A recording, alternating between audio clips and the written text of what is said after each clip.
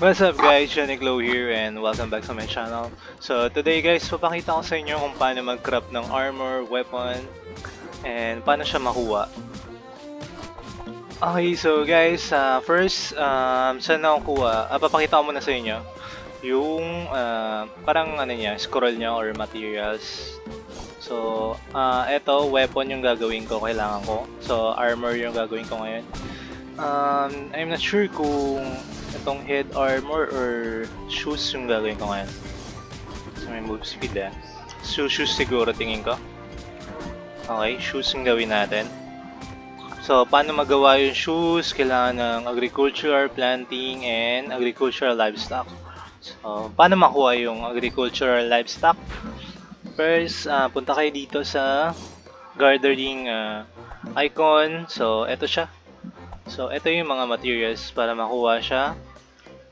So, itong screw, pumpkin, and cactus sprout, paano siya makuha? Kailangan nyo siya mag-tame ng pet. So, ito nakakuha ko siya. Then, punta kayo ng home. Once na maka-tame kayo ng pet, punta kayo ng home dito. Then, papakainin nyo lang yung pet. Tapos ma-harvest, i-brush nyo lang siya, then harvest yung mga mats, magbibigay na yan. Okay. Ganun lang guys. So, ayun, makukuha nyo na tong pumpkin, sprout, and screw. Para ito sa aso, ito sa pumpkin. Okay. Yung sa cactus, wala pa nakuha sa cactus. So, okay, once na meron na kayong materials doon na nakuha, punta kayo dito kay Terence. Farmer crafting. Then, ayun. Kung kompleto na ito yung materials na to, i-craft nyo na siya dito kay Terence. Then, meron na kayo. Okay, then, ayun. And meron pang isang tips guys, kung saan siya makukuha. Click nyo lang to. Then, source nya, livestock. So, ayun. Ito nga, livestock ng itong aso natin. Nakalimutan yung pangalan. Then, itong pumpkin sprout. Ito sa pumpkin. Okay, nakukuha. So, yung cactus, wala akong ano yun guys, sorry. Pero sa cactus yun, nakukuha. Sa livestock niya. So, kailangan mo muna siyang ulihin yung tatlo na yun. Yung aso, metal moth, pumpkin, saka yung cactus. So, ayun yung tatlong main na uhuli nyo muna. So, ano yung panghuli nyo? Panghuli nyo dun guys, itong advice ko sa inyo, ito na yung panghuli nyo. Pumpkin pulp. So, nakukuha siya dito sa training ground, sa unang-unang ground, yung mga lumilipad na pumpkin, doon nyo siya i-farm. Tapos, ayun yung gawin yung panghuli sa mga pet.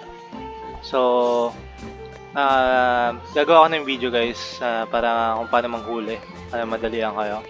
Yun lang guys. Then, okay, after na natin makagawa ng agricultural, ito naman next yung farming essence. So saan nakukuha itong mga to? Sa farming syempre.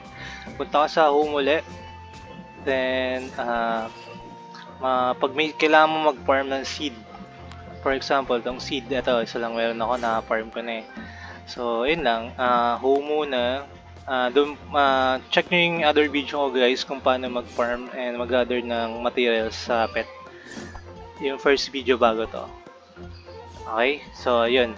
Then, once na okay na yun, ayun na, i-crop nyo dito kay Terence. Okay. So, paano i-unlock yung talent na yan? Punta kayo dito sa pang-5. Dito pala, sa pangatlo. Yung talent ng... okay. Ito, farming. Punta kayo sa farming. And, unlock nyo itong essence na to.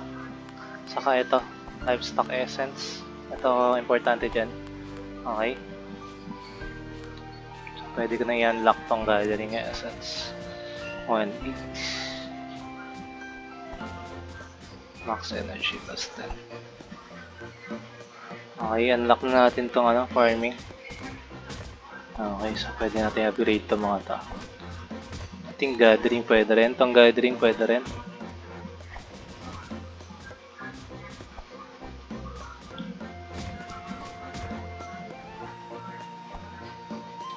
Okay, check muna natin. Okay, sige, tama. Okay, yun lang guys. Once na makagawa na kayo, so ito na yung kulang ko ngayon. Gagawa tayo nito. And may tips pa ako sa inyo guys. Once na mayroon na kayo dito, click nyo lang yung source niya. Ayun na yung source. Makikita nyo kung anong kailangan nyo para makuha yan. Ayan, okay. Meron na kayo ng mga yan. For example, ito meron na ako. So, gawa tayo ng livestock. Yan. Ayan, nantayin nyo lang.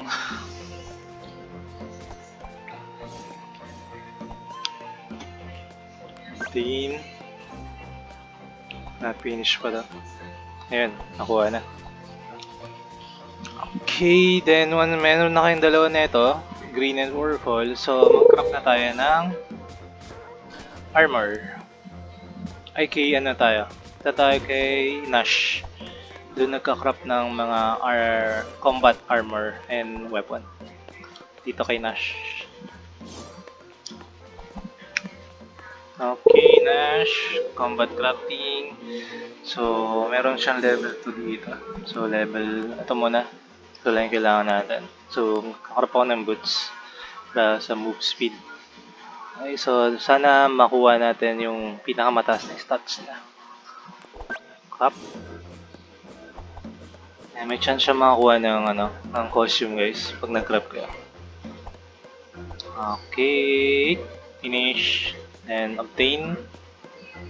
Okay, so check na natin. Sa equipment, eto. Yun guys, move speed 9, combat def 15 nakuha natin. Maganda yung stat na nakuha natin. Okay, yun lang guys. Ganyan lang paano mag-craft ng equipment. So, thank you for watching guys and bye-bye. Wait for my next video guys for guide. Kung may mga question kayo, comment lang kayo sa video na to. Try natin ma-solve yung mga question nyo or may mga tanong kayo. Thank you, bye-bye.